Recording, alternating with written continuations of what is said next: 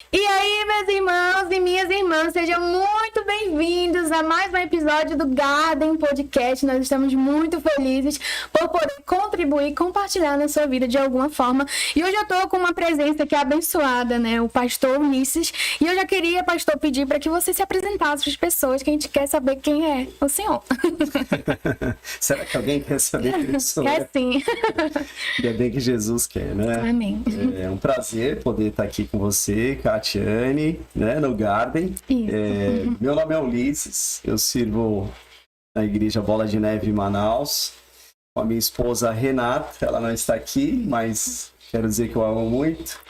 E já estamos no ministério há alguns anos, né? Um pouquinho mais de 20 anos. E em Manaus nós estamos há 10 anos aqui. Fez agora em julho 10 anos. É um prazer poder morar nesse lugar tão lindo, tão especial, com filhos tão especiais como vocês. Amém, pastor. Glória a Deus. E aí, pra gente começar aqui a nossa conversa, eu queria saber do senhor, como que foi o seu contexto familiar, né? O senhor cresceu no lar cristão, como que era a sua infância, como que foi isso pro senhor? Então, eu não nasci num berço cristão, como muitos, né? Não sei nem se existe um berço, né? Evangélico. Será que tem para vender? Os meus filhos, sim, eles nasceram lá cristão, mas eu não nasci, né? Não tive esse privilégio de nascer num lar cristão. Meu pai é italiano e minha mãe é japonesa, então eu nasci nesse contexto, né? De religião também, minha mãe budista, né? Meu pai católico.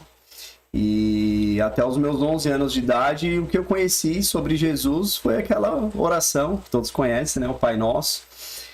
Mas nunca conheci Jesus verdadeiramente, né? Foi um tempo em que eu aprendi, assim, com os meus pais, aquela forma religiosa, né? Fui batizado e tudo mais, mas nunca tinha conhecido Jesus verdadeiramente. Fui conhecer Jesus só com os meus 21 anos, quando eu voltei do Japão, e aí sim eu conheci Jesus Cristo de verdade. Aí ele entrou no meu coração, transformou completamente a minha história.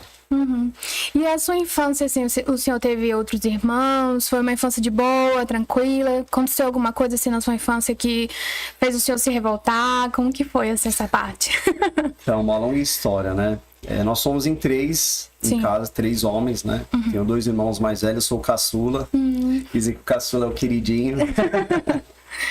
E minha infância foi muito boa. Meu pai era um cara muito legal, trabalhador, né? Me ensinou tudo que eu sei, pescar, né? Principalmente. Mas assim, nós tivemos uma infância legal, mas pelo fato do meu pai ter morrido muito cedo, após a perda do meu pai, nós tivemos muitas dificuldades, né? Minha mãe foi morar no Japão e com 6 meses que ela estava no Japão, meu pai ele veio a falecer. E quando ela voltou do Japão, ele já estava né, enterrado. Inclusive hoje ontem na verdade, fez 31 anos que ele faleceu. Nossa. Passou rápido, muito rápido. E aquele meu herói, né, meu amigo, meu companheiro, né, para todas as coisas, ele se foi. E aí a falta da paternidade foi difícil para mim, porque ao mesmo tempo que eu perdi meu pai, veio um plano, não sei se você lembra, chamado Plano Collor, e levou todo o recurso que nós tínhamos no banco. E minha mãe, quando voltou do Japão, não tinha mais nada na conta. A conta estava zerada. Sem querer aqui. Tudo bem. E aí, nós ficamos sem dinheiro. Foi um período bem difícil. Eu lembro da gente estar em casa assim e tinha dia que tinha arroz e mortadela. Sim. Tinha dia que tinha comida, mas foi uma grande dificuldade para nós. Mas eu vi já a mão de Deus ali, porque ele supria tudo. Amém. E minha mãe ficou 3 meses no Brasil e ela disse: filho, se eu ficar aqui, nós vamos passar necessidade. Então eu tenho que voltar para o Japão e para poder sustentar vocês. E aquele foi um momento difícil, né? Porque imagina, tinha acabado de perder um pai e ia ficar sem mãe. Para um menino de 11, o outro com 13 e o outro com 15. Nossa. Né? Então nós tivemos que aprender a se criar, né? Então eu já vejo a mão de Deus ali, porque ele cuidou de todas as coisas. Mas, né, cresci rebelde, né, sem pai. né? E distante da minha mãe. Minha mãe supriu muitas coisas. Ela tentou suprir tudo, né? Com recursos financeiros, que ela enviava recursos para nós. Mas você vai crescendo sem aquele direcionamento. A presença, né? A presença do pai. Então, se tornar órfão não é fácil, né? Mas eu vi o cuidado de Deus ali. Mas foi um período difícil, porque eu sempre trabalhei, né? Então, eu trabalho desde novinho. E eu tive que me virar, né? Meu avô morava em casa e, de alguma forma, ele tentava controlar a gente, mas imagina, 3 meninos dentro de casa, não tinha como, né? Na adolescência, né? Na adolescência. E foi uma adolescência bem difícil, né? Cheguei a usar drogas, beber, pela falta do meu pai também, um pouco de rebeldia em todas as áreas, né? Mas com 21 anos aí eu vi a diferença mesmo, porque com 17 mais ou menos eu fui pro Japão, né? E ali naquele período que você tá entre a adolescência e a fase adulta, né? E aí eu fui em 1999 pro Japão. Você já era nascida, não? Já, tinha 4 aninhos. Olha aí. E aí eu fui pro Japão e ao invés de melhorar, piorou, porque eu achei que estando perto da minha mãe, dos meus irmãos, seria melhor para mim, né? Deixei, na época, a namorada, deixei tudo aqui e fui embora pro Japão. E comecei a ganhar muito dinheiro. Você imagina, né? Eu ganhava, hoje dá uns 16 mil reais, 4 mil dólares, 5 mil dólares por mês.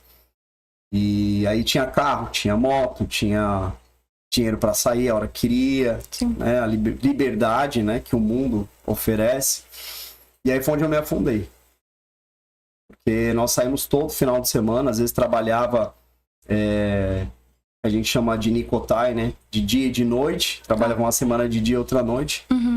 Pegava o sábado e passava o dia inteiro trabalhando e ainda saía à noite. E voltava para trabalhar no outro dia.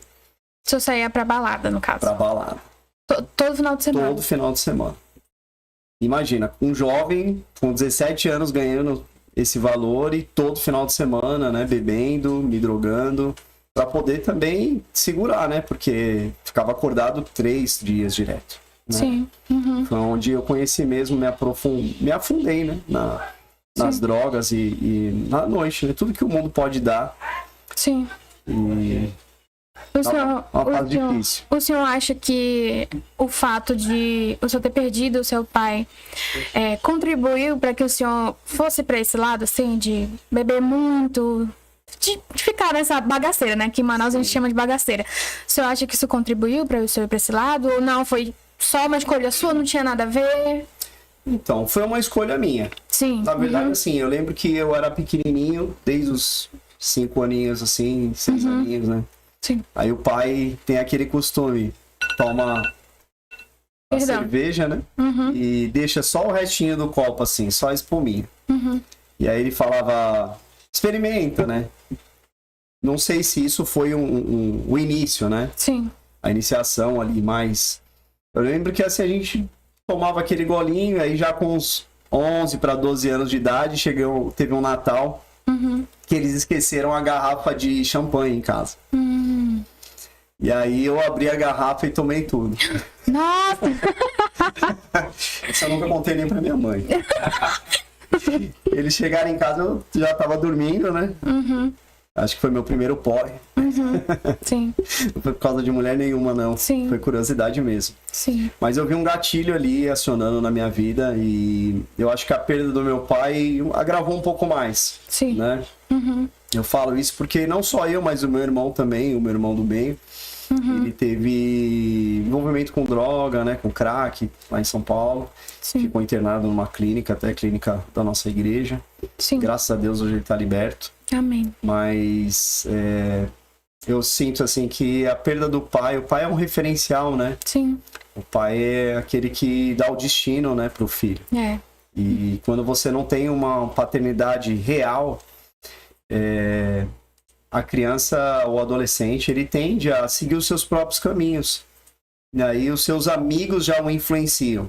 A falta do pai, né, a ausência do pai, seja o pai vivo, né, o pai vivo, mas eu falo pai ausente, No meu caso, meu pai não estava presente, mas aí acabou que eu segui esse caminho, sim. Acredito que seja um pouco, sim, pela falta de paternidade. Sim. E como que foi o seu processo de conversão, né? Porque houve aí um dia que o Senhor Jesus encontrou o Senhor, que o Senhor foi resgatado, né? Como que foi que isso aconteceu? Que bom que ele me encontrou, Amém. porque eu jamais entraria numa igreja evangélica.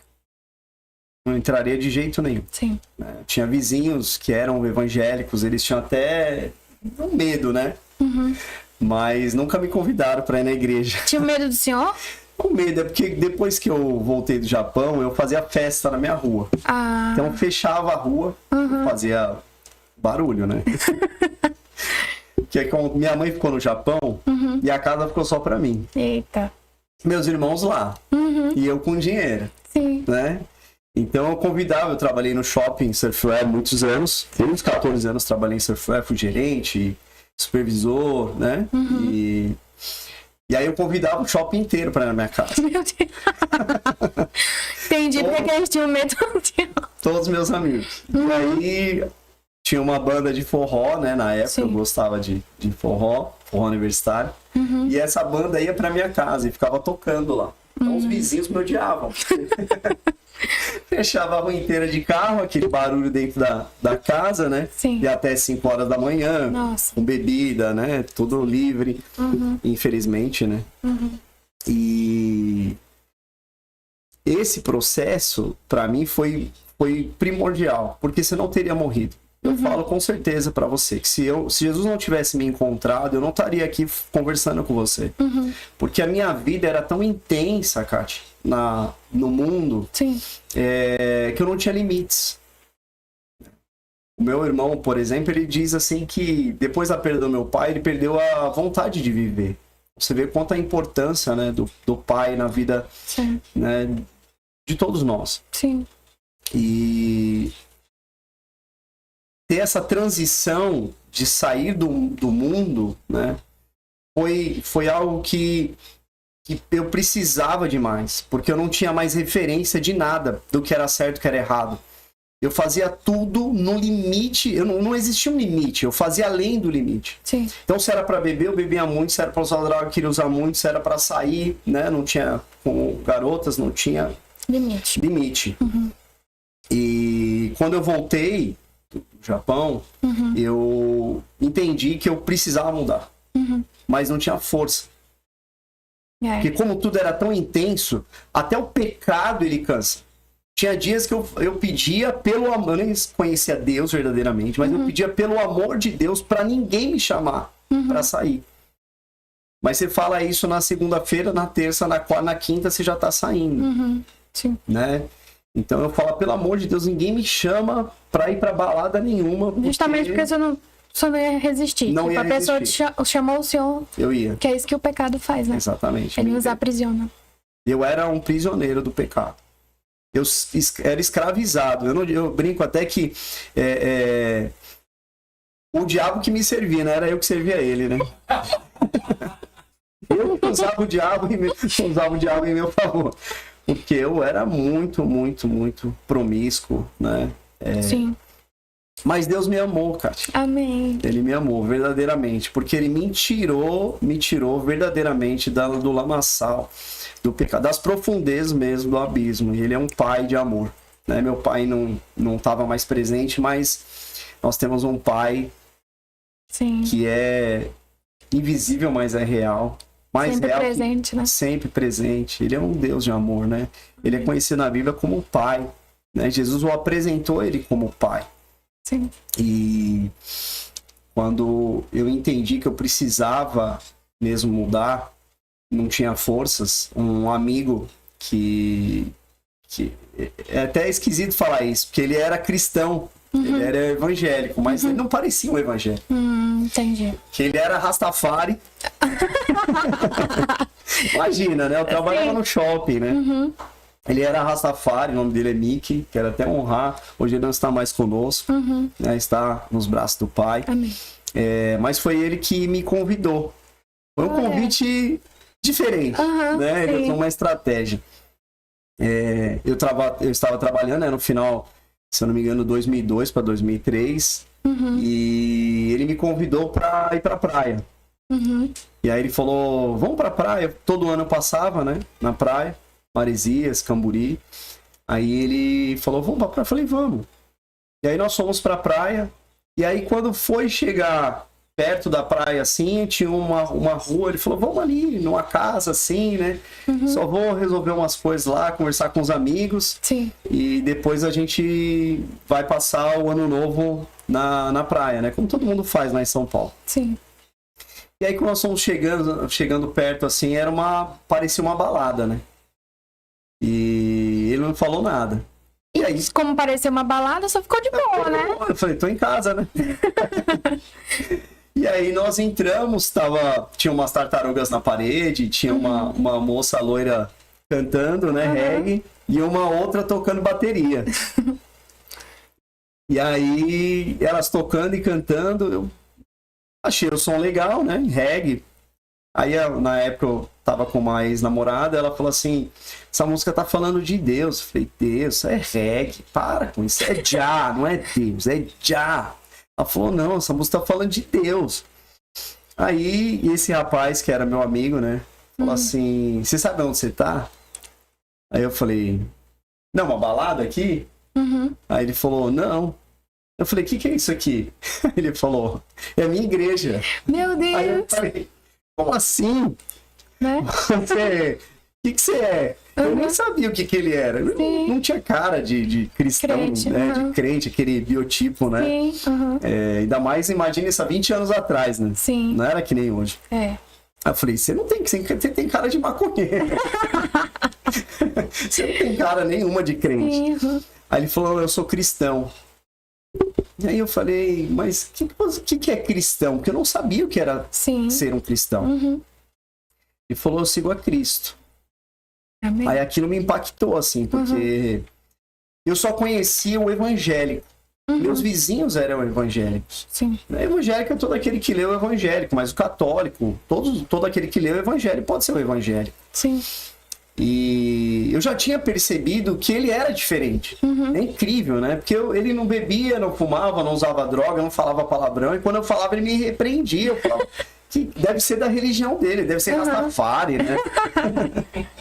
Sim. E aí que ele me explicou que ele ia numa igreja, que essa igreja não tinha usos e costumes, e que aquela igreja ali era a igreja que estava nascendo na praia.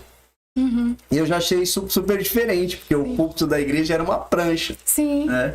E tava tocando reggae. Eu sempre gostei de reggae, né? Legal. Fui em muitos shows, né? Sim. De reggae, quando eu tava no mundo.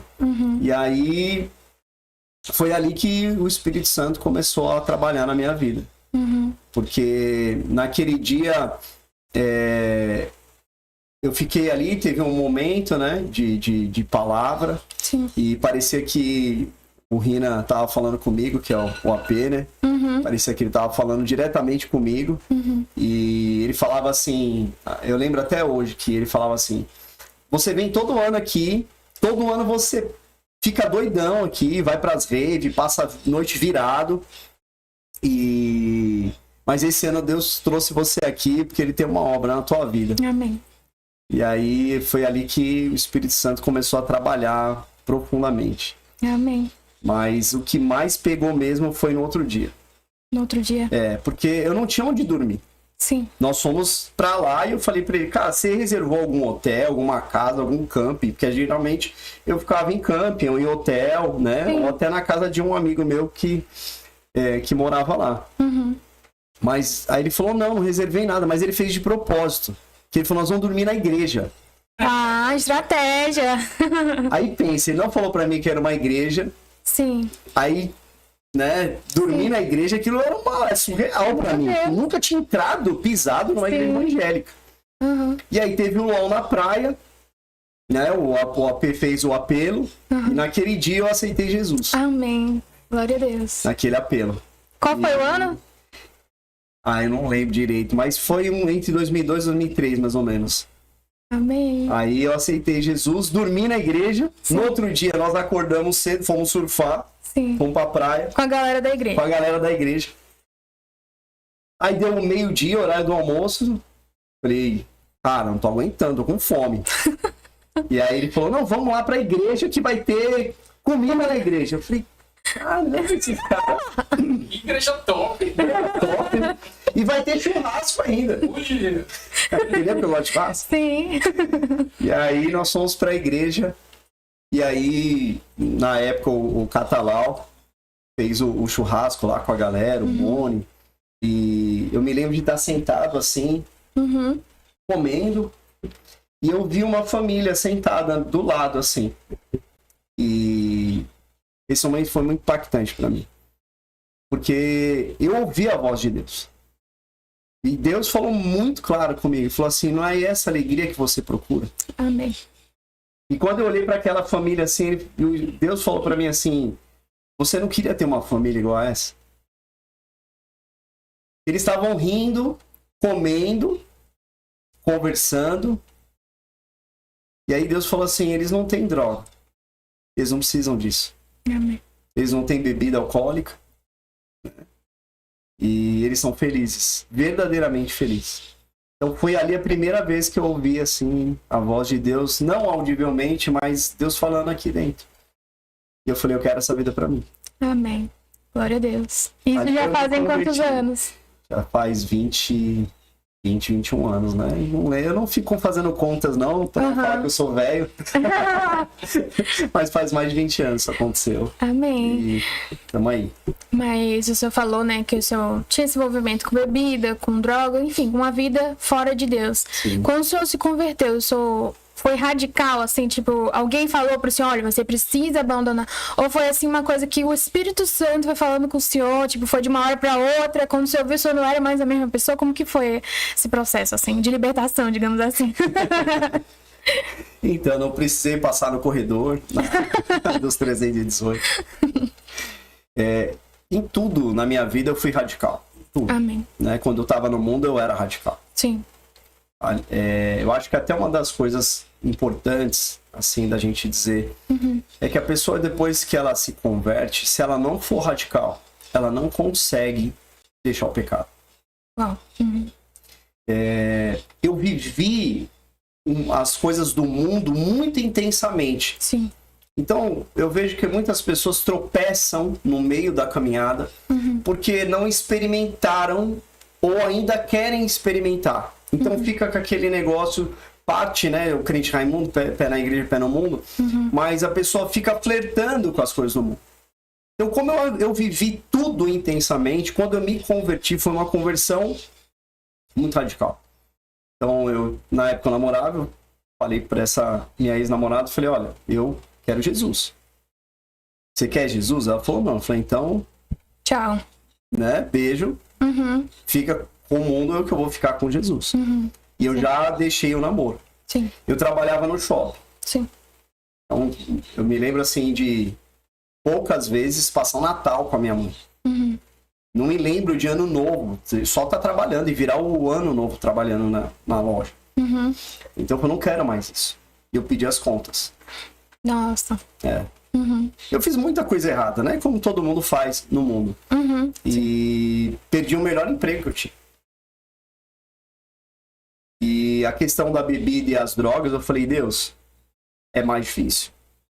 Porque eu era viciado. Sim. Eu tomava garrafa de uísque, né? Bebia todos os dias. Não era uma coisa, todos os dias.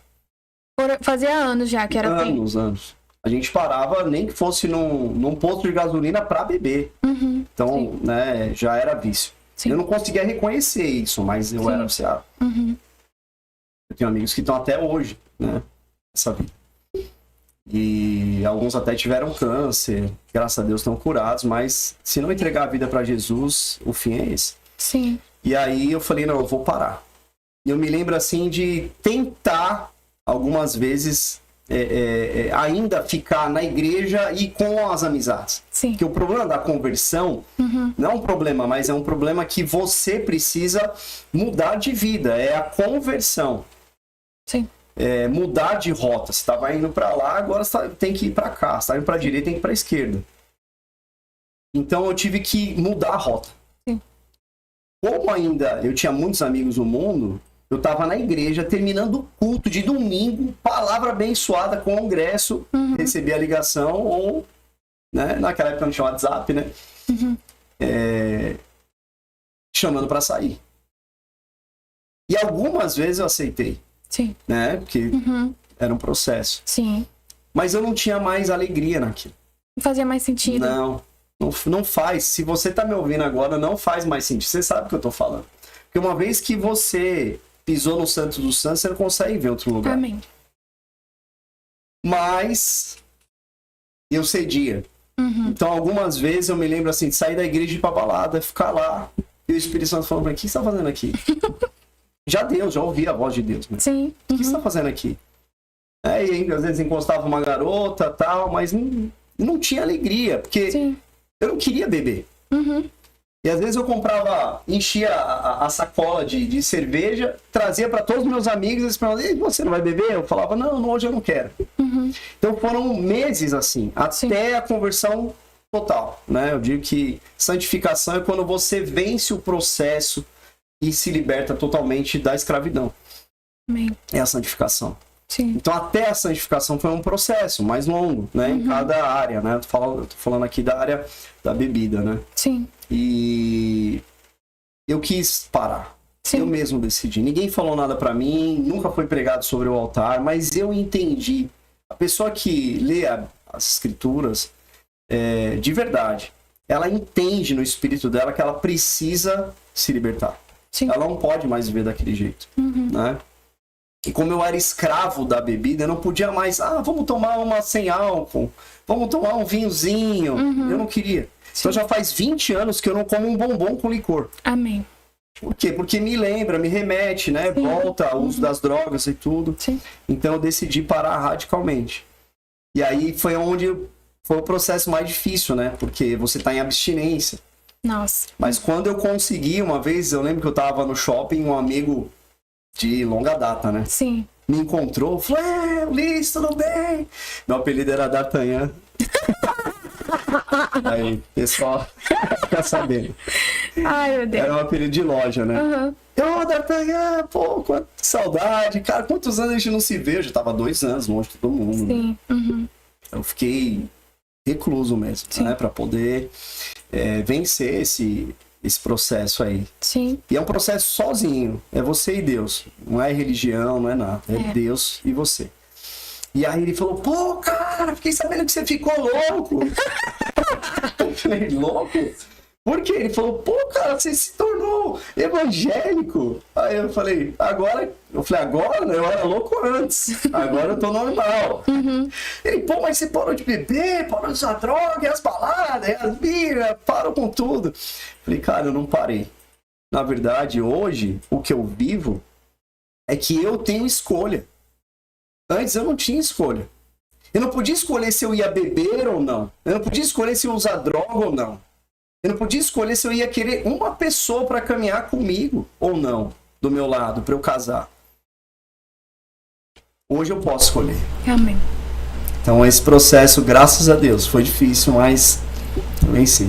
Imagina, né? Impactante uma hora a gente olhar pra nossa vida, que a gente levava uma vida toda desgarrada, desgraçada, né? Sem graça, assim, literalmente. Sem a graça de Deus. Né? Exato. E aí a gente olha pra nossa vida hoje e vê o quanto o Senhor fez. E a gente tem a possibilidade de escolher. E a gente escolhe o Senhor, porque o amor dele nos constrange. É muito profundo a gente ter um encontro com o amor de Deus, porque não é a religião que vai nos convencer de mudar de vida, de mudar de rota, como foi o Senhor.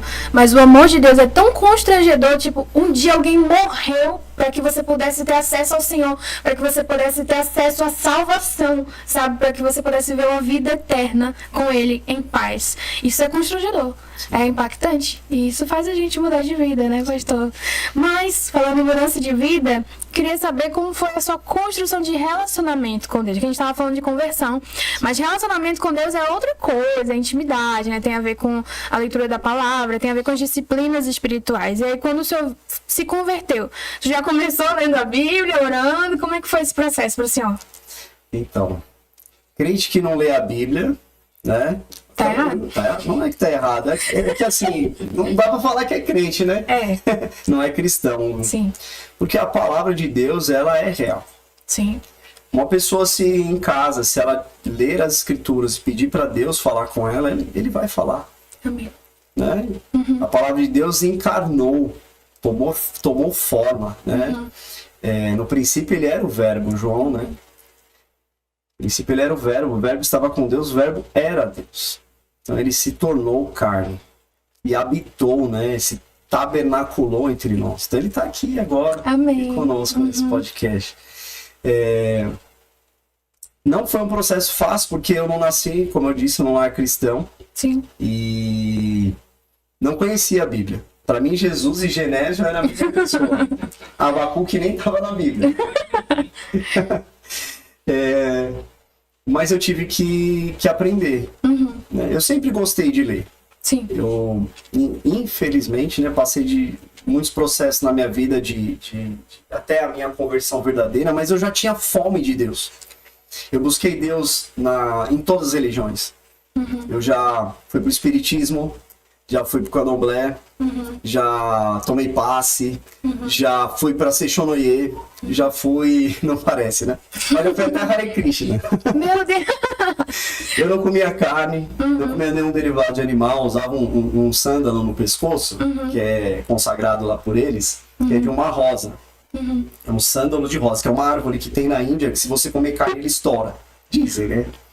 Eu comi algumas vezes, não estourou, não. Mas a gente participava de verduradas, eu gostava de punk rock, né? Então, a gente participava dessas verduradas e só podia comer fruta, verdura, proteína de soja. E eu busquei de verdade Deus, mas ele não estava na religião. Até a palavra religião significa religar, né? Mas eu queria me religar a Deus. Mal eu sabia que ele já havia se religado a mim através do sangue de Jesus. Amém. Ele me amou sem eu ter amado ele primeiro. Isso é tão extraordinário, porque depois que eu descobri isso nas Escrituras, eu comecei a ter fome de Deus. Amém. Assim como nós temos fome, né, de água, fome e sede de água e comida, a bebida me dominava. Sim. Então, se eu colocasse um copo aqui assim pra mim, eu não conseguia. Era automático, eu ia beber. Sim. Automático. E a cocaína, a maconha, qualquer coisa que você colocasse na minha frente, eu ia consumir. Era difícil, porque todo final de semana eu gastava muito dinheiro, né? Ganhava bem, trabalhava no shopping, ganhava bem. Como é que pode um copo de cerveja dizer para você o que você deve ou não fazer? Uma carreira de pó, você não ser forte o suficiente para dizer não para uma carreirinha de pó branca. Sim. Mas, Kati, muitas pessoas estão escravas agora. A gente diz pecado, porque pecado é separação. Sim. E eu entendi no meu espírito que aquilo me separava de Deus. E tudo que me separava de Deus, eu falei, não quero mais. Isso aqui não me escraviza mais. Sim. Então eu fui separando tudo que eu entendia que não agradava a Deus. Só que para isso você precisa mergulhar na palavra. Sim. Porque nem tudo você vai ouvir no culto. Você vai ouvir uma palavra, né, ouvir a palavra de Deus, que a palavra de Deus liberta. Né? Só a palavra de Deus pode te libertar. Nenhum culto, nada pode te libertar, mas a palavra pode. E eu entendi que eu precisava de libertação. E a palavra foi falando comigo. Eu li as Escrituras e eu entendi o que estava escrito e a própria palavra se revelava a mim. Então foram 20 anos estudando as Escrituras. Por quê? Vou te explicar por quê. Durante muitos anos eu vi amigos evangélicos, vi, né, você sabe, escândalos e tantas coisas erradas que acontecem no meio, infelizmente. E eu disse para mim mesmo, eu não vou ficar refém disso. Não vou ficar refém da religião. Nem de pessoas que manipulam a religião. Então eu pensei, como eu não vou ficar refém, eu preciso ler e ter uma revelação da palavra. E eu comecei a estudar e estudo até hoje, né? O que eu entendi? Que se você não tiver uma revelação de Jesus pessoal, você sempre vai depender dos outros. É como alguém que mastiga o alimento, sabe? A mãe mastiga o alimento, o pai, e dá para a criança. Se essa criança não aprender até uma certa idade a mastigar o alimento, os próprios dentes da criança não vão ter a força suficiente na fase adulta para se alimentar sozinha. E infelizmente os cristãos hoje estão vivendo assim. Vai para a igreja no domingo, o pastor, ou seja, o preletor, né, ele prepara a palavra. É como preparar uma janta. Mas muitas vezes a pessoa que está lá no culto, ela quer a palavra mastigada, se possível colocada na boca. Ou quer tomar leite, né? Tem gente se alimentando de leitinho. Então, eu entendi que eu precisava ter a revelação de Cristo. E foi ali que eu me aprofundei, comecei a comprar livros, fazer biblioteca, aí fui fazer teologia, né? Mas não fui fazer teologia para ser pastor. Eu fui fazer teologia para entender mesmo, para estudar, né? Teo é Deus, logia é isso, estudar profundamente a vontade de Deus.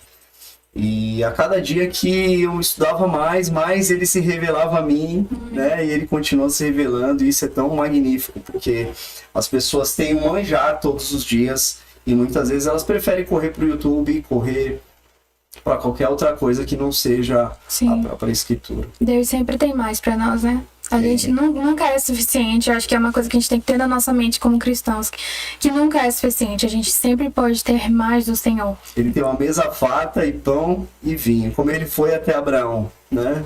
Sim, amém. Sempre vai ter pão e vinho para nós. Glória a Deus por isso. E pastor, o senhor é pastor hoje aqui em Manaus, mas o senhor não é daqui, né? O senhor veio pra cá em obediência, e eu queria que o senhor falasse como que foi essa transição, como que foi esse chamado de Deus assim na sua vida, porque largar tudo, né, pra ir pra outra cidade que você não conhece, uma cultura, querendo ou não, diferente, com pessoas que você nunca viu, é difícil, né? Então eu queria que o senhor falasse um pouco sobre isso. Tá. Bom, vamos lá. Primeiro ponto, né? Você nunca larga tudo por nada. Amém. Você só larga tudo por tudo. Jesus Amém. nunca vai pedir para você largar tudo e não vai te dar nada em troca. Não é por aquilo que ele vai te dar, mas ele te pede para largar tudo porque ele tem o melhor para você. Amém. E eu não me arrependo, nunca me arrependi um dia sequer na minha vida de ter deixado todas as coisas que aparentemente pareciam ser boas no mundo. Então, se você perguntar, Ulisses, foi difícil? Foi, mas é muito melhor. Amém. Né? E vir pra cá não estava nos planos, né? Sim. Não estava nos planos. A gente serviu muitos anos, né? Servimos na sede, no Bola de Neve na sede. Depois fomos servir a igreja em Guarulhos, passamos 7 anos servindo em Guarulhos. E aí um dia o nosso pastor, Marcinho, e a pastora Francis, né? Falaram pra gente, aquele negócio de eis-me aqui, envia-me a mim. Acho que todo mundo um dia vai passar por isso, né? Mateus 28, ide. Vai chegar, porque ele é imperativo. Né? Para vocês também. Um dia o Senhor chamou vocês para fazer esse podcast. É verdade. Agora chegou o momento. É verdade. Né? E dá um frio na barriga. Porque eu tinha um filho pequenininho, 4 anos, né? Mas eu conversei com a minha esposa, ela falou, não, vamos lá, vamos conhecer a terra. E nós viemos para cá, há 10 anos atrás, pisamos aqui na terra, achamos tudo lindo, né? Como todo mundo acha essa terra aqui maravilhosa. O mundo quer essa terra, né? O mundo quer a Amazônia. Mas com muitos desafios. Sim. Porque nós vimos desafios de orfandade, de paternidade real, uma igreja ferida, pessoas feridas, né? Não feridas com Jesus, mas ferido com pessoas. Sim. E a gente entendeu que aqui era o nosso lugar. E quando nós deixamos a nossa família em São Paulo e viemos para cá, teve um dia que eu fui num seminário, e esse seminário teve um momento de lava-pés. E eu pedia para Deus, preciso saber, né? Larguei lá tudo, vim para cá. Para eu estar aqui, porque mesmo você, depois de enviado, você tem dúvidas, Sim. normal, né?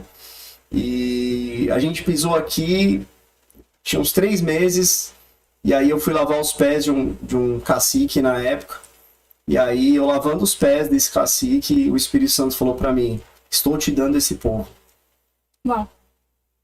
Uhum. E eu não entendi muito, eu achei que, assim, né, eu sempre fiz missão urbana, Sim. visitar asilo, né, em São Paulo a gente tem vários projetos lá com crianças em situação de rua, e eu não entendi que o meu chamado no momento era para trabalhar na área ribeirinha, na área indígena, mas quando eu pisei aqui, aí eu vi essa voz dizendo para mim: Uli, estou te dando esse povo. Aí eu comecei a estudar mais sobre missiologia. Porque hoje eu amo pregar. Né? A gente está lá, tem uma função na igreja como pastor, conduzir o rebanho. Mas eu também amo missões. Amém. Meu coração é apaixonado por missões. Eu fico aqui assim, se eu passar 3 meses, eu já fico já com abstinência também. Mas eu amo ir para as comunidades, visitar o povo, entrar numa casa, ver a realidade, sabe? Porque ninguém conhece a realidade do povo do Norte. Norte, Nordeste, né? Sim. Nós estamos falando de pessoas que ficam realmente abandonadas. É verdade. Né? Que estão aí esquecidas. Não vou falar pelo poder público, porque não é a função do poder público. A função é da igreja. Amém. Jesus nunca disse que era a função do poder público, ou de Roma, ou dos fariseus fazerem algo. Sim. Jesus diz para os discípulos. Né? O chamado é para os discípulos. E quando eu volto outra pessoa. Você acha que vai dar, mas na verdade você recebe. É verdade. Né? Sim. Hoje nós temos uma igreja sadia, linda. Posso falar de filhos espirituais assim, que só me dão orgulho. E uma igreja sadia te proporciona mais tempo para você investir em outras áreas. Porque tem muitas pessoas que precisam ouvir de Jesus. São mais de 226 etnias que tem aqui. Nós temos quase 1,5 milhão de pessoas que precisam ouvir falar de Jesus. Sim. E quem vai? Quem vai obedecer esse chamado? Né? Então eu tento de alguma forma, como pastor, e vai. Vamos. Sim. Né? O ID não é vai você, vamos nós. Sim. Vamos proclamar, né, o amor de Jesus aonde nós estivermos, seja...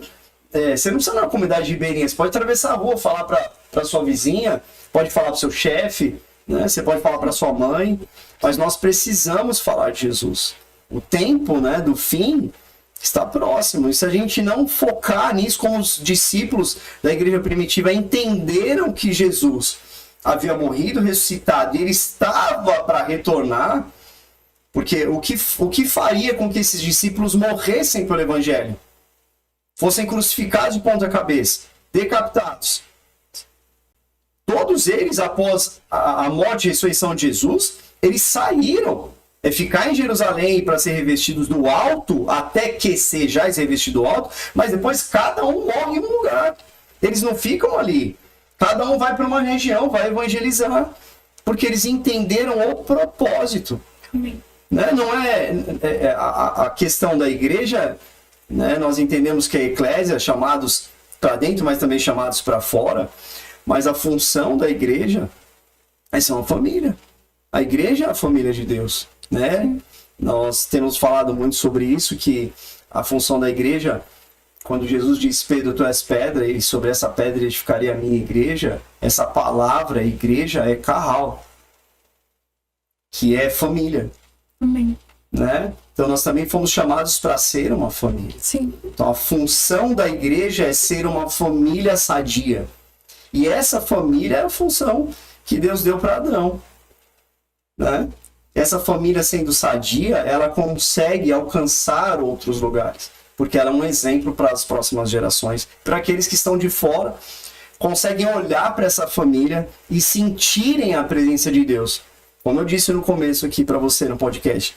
Quando eu vi aquela família feliz, conversando, comendo, sem droga, sem bebida, aquilo era o que eu queria.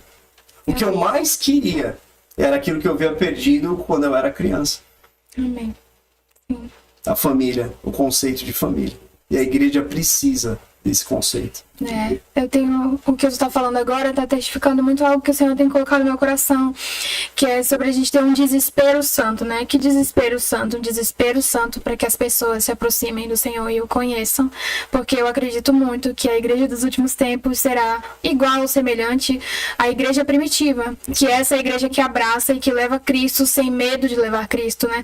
E no contexto da Bíblia a gente sabe que a morte foi literal e pode acontecer, acontece, agora mesmo está acontecendo a morte literal para as pessoas em países onde o evangelho é proibido, mas a nossa morte, hoje eu vejo que é a morte do nosso eu, do nosso ego, do nosso egoísmo, para a gente realmente ser mais altruísta, né? Pensar no outro, pensar nas pessoas que precisam de... Porque um dia a gente precisou, um dia a gente estava desgarrado, precisando ser encontrado por esse amor. E por que não, de alguma forma, a gente promover esse amor? Eu acho que falta muito, né, nos tempos atuais, a gente olhar muito nesse sentido, assim, ter esse desespero santo, né? E a gente já está quase finalizando, mas antes da gente acabar, nós queríamos que o Senhor compartilhasse conosco 2 dicas, assim, 2 conselhos que o Senhor daria para que a gente pudesse cultivar o nosso relacionamento com Deus, a nossa intimidade com Deus. 2 conselhos que o Senhor daria pra gente cultivar, pra galera cultivar. Isso. Posso falar um pouquinho, antes de terminar, posso falar um pouquinho sobre paternidade? Pode. Aproveitar que a gente está aqui. Tem um livro que eu quero indicar, do Don Lynch, que é Paternidade para as Nações. Eu já tenho falado bastante sobre paternidade. Vejo até que outras pessoas falam sobre paternidade, mas muitas vezes acabam denegrindo a imagem de outras denominações ou a função do pastor. E esse não é o propósito. Existe 2 tipos de paternidade: a paternidade real e a paternidade nominal. Hoje, infelizmente, nós temos a paternidade nominal. Né? Você vê muitas denominações falando: eu vou ser um pai para você, vem debaixo da minha paternidade espiritual, fique debaixo da minha cobertura. Né? A gente vê muito isso. Quando, na verdade, isso não acontece verdadeiramente. Sim. Acaba que assim, uma paternidade de você fica debaixo da minha cobertura e tá tudo bem. Você tem um nome lá, uma placa, alguma coisa que indique que você é da nossa parceria. A paternidade real, ela é diferente.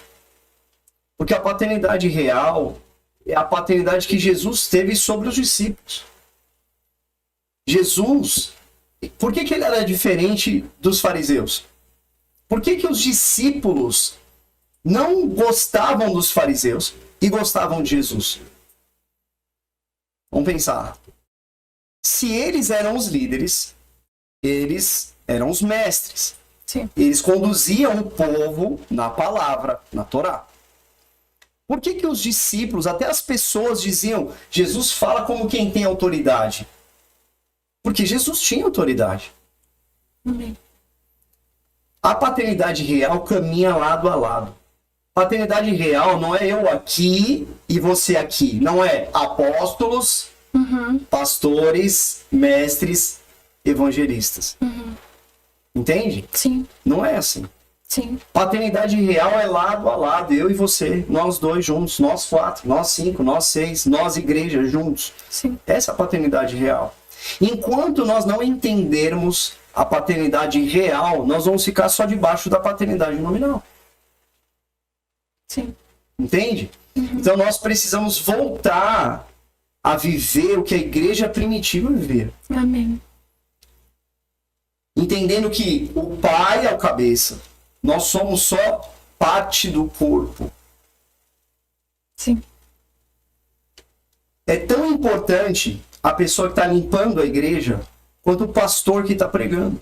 Com certeza. Entende? Ele está prestando culto a Deus, limpando a igreja. O mesmo culto que eu estou prestando pregando. O mesmo culto que o adorador está adorando. Mas nós estamos fazendo, infelizmente, ídolos. ídolos cantores, ídolos pastores, ídolos apóstolos. E é uma idolatria sem fim. Se isso não parar, a coisa só tende a piorar daqui para frente. E eu sou de uma época que a gente ia para a igreja sem dinheiro. Os louvores era só galhos secos. Não tinha fumaça, gelo seco, luzes. A guitarra era corda quebrada. Não, já era a corda era arrumadinha, mas assim, a bateria às vezes faltava pele já estourada. Mas eu posso dizer para você que eu entrava na igreja, eu sentia a presença. Amém. Sabe? Porque o Espírito Santo estava ali. Que as pessoas precisam sentir a presença de novo. Amém. E isso passa pela paternidade.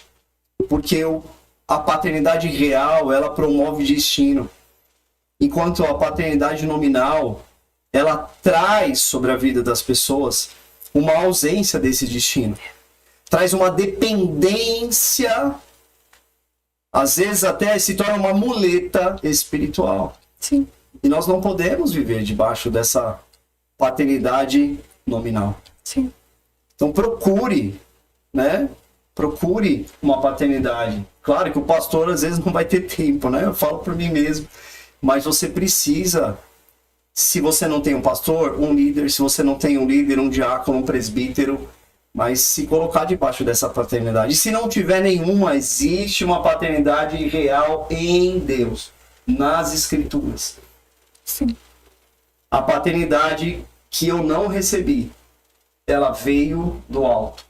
Deus disse muito claro para mim, Kátia.